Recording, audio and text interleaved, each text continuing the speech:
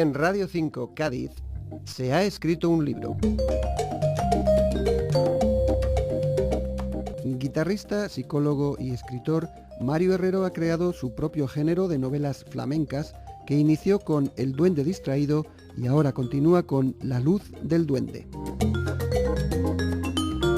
En esta novela, Mario, nos llevas a una época a caballo entre los siglos XIX y XX que tuvo gran importancia en la historia del flamenco, ¿no es así?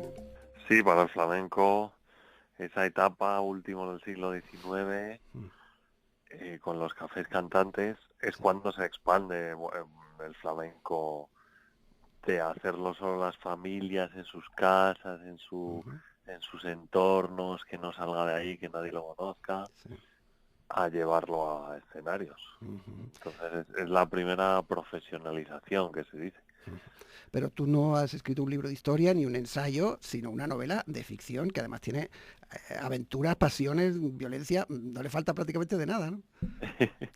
Claro, eso es. En el flamenco es muy típico, que lo que más se suele publicar es eso, ensayo, libros de historia o de los palos, de cosas así de ese tipo. Esto es novela de ficción, lo que pasa que te sitúa en un entorno histórico que por lo que fue esa época en la que esas familias flamencas las lanzaban a los escenarios, era un choque cultural importante, ¿no? También gente muy pobre, de eso, sin estudios, y bueno, ya a partir de ahí es imaginar lo que podría pasar. Digamos que en la novela todo podría haber pasado, pero es ficción, claro, porque luego hay muchos conflictos, Sí. Oye, háblanos un poco de los personajes principales. Por ejemplo, ¿quién es Octavio Marinetti?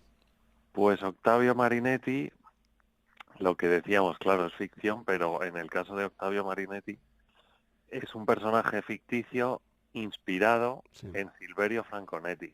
Fue un cantaor que existió en esa época, un cantaor de ascendencia italiana.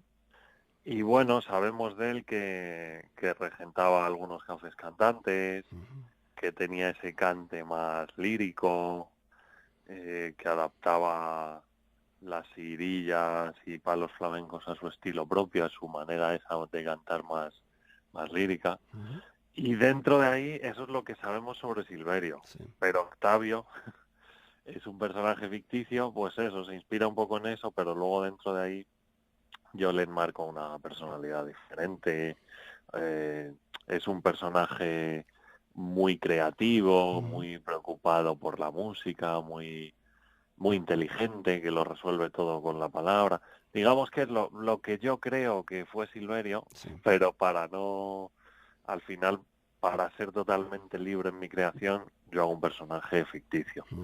Oye, ¿el flamenco te sirve a ti para hablar de temas, digamos, más universales, como la libertad, la tolerancia, o es al revés? ¿Son esos temas los que te sirven a ti para hablar de flamenco?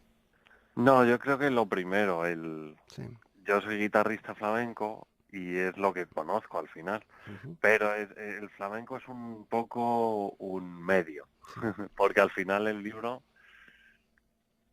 estas dos últimas novelas las he situado en entorno flamenco porque es lo que conozco, pero eso, al final hablo de la creatividad, del aceptar las formas de ser de otras personas, de que no haya prejuicios. O sea, es más una reflexión sobre la manera de hacer arte y que te acepten como eres y que nadie te ponga limitaciones, que una reflexión propiamente flamenca, lo que lleva el libro. Lo que pasa es que sí te acerca mucho al flamenco, porque si no lo conoces, también es explicativa, te mete un poco en ese mundo, que es interesante también.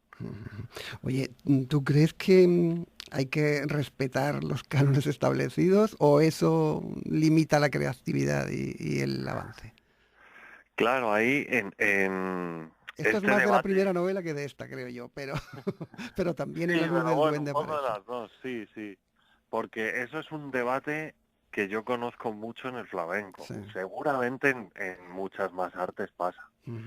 Y la cuestión es que en el flamenco se establece como ortodoxo pues el flamenco más tradicional, una manera determinada de tocar, una forma un tipo de composición o de técnica,